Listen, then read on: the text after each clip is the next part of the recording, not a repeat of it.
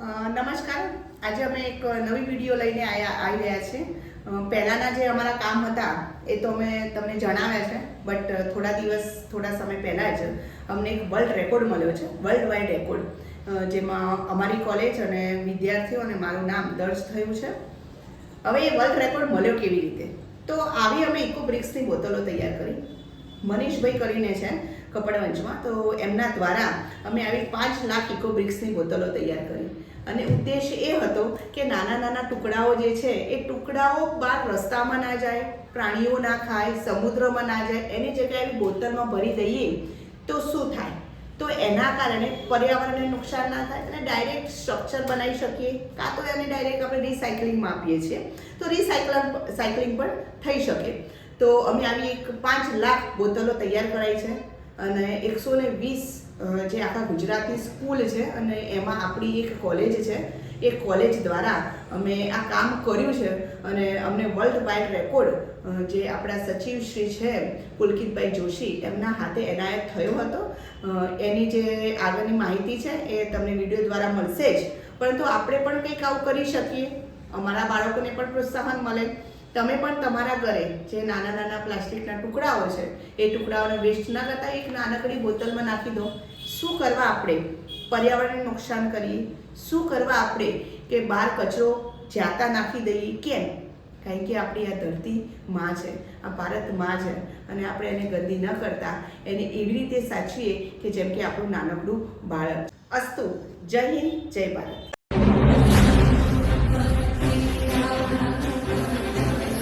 સતલાસણાના 2 kilometre આગળ છીએ અને અમે બધા જ કેમ્પને કવર કરતા આવ્યા છીએ. લગભગ અમે 60થી વધારે કેમ્પ કવર કર્યા છીએ અને એ બધાને અમને સમજાયું છે કે આવતા વર્ષે આપણે પ્લાસ્ટિકનો ઉપયોગ ન કરતા એવી વસ્તુનો ઉપયોગ કરીએ કે જે જમીનમાં મેલ્ટ થઈ જાય, એટલે બાયોડિગ્રેડેબલ હોય.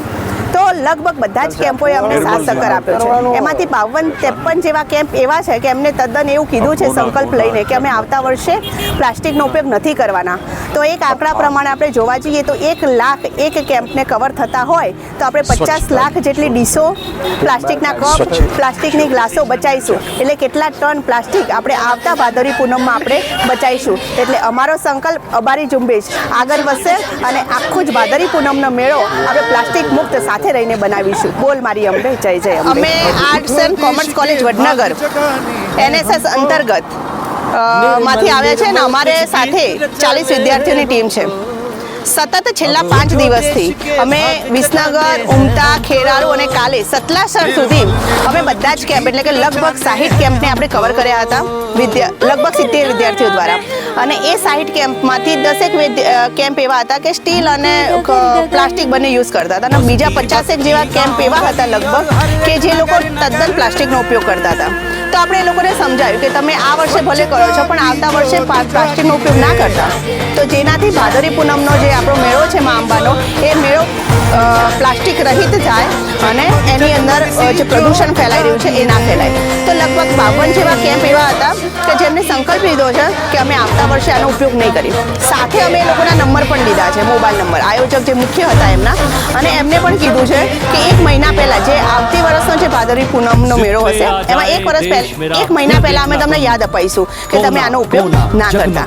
સાથે આપણી કામગીરી જોઈને કાલે જે નિયામક શ્રી છે, પ્રાદેશિક નિયામક શ્રી કમલભાઈ સર, જે આપણા NSSના કોઓર્ડિનેટર છે કમલેશભાઈ ઠક્કર, અને HNGUના VC પોરિયા સાહેબે પણ આપણા વિદ્યાર્થીઓની મુલાકાત કાલે લીધી હતી. એટલે આપણું અભિયાન, અમારું અભિયાન, અમારી ઝુંબેશ પ્લાસ્ટિક મુક્ત જગત.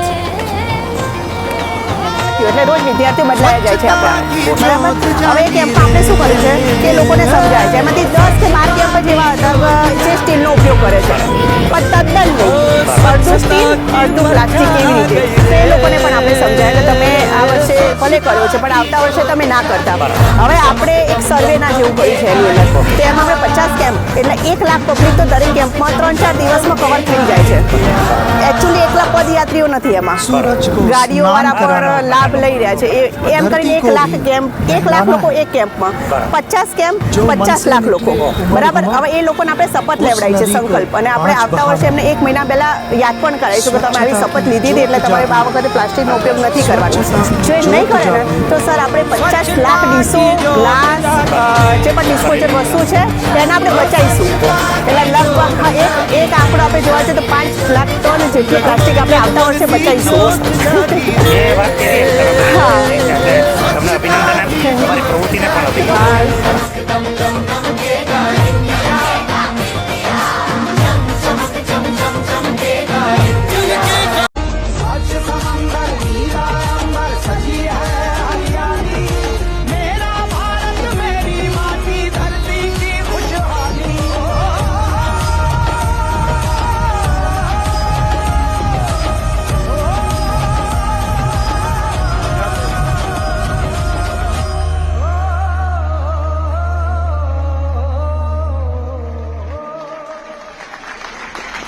क्या बात है।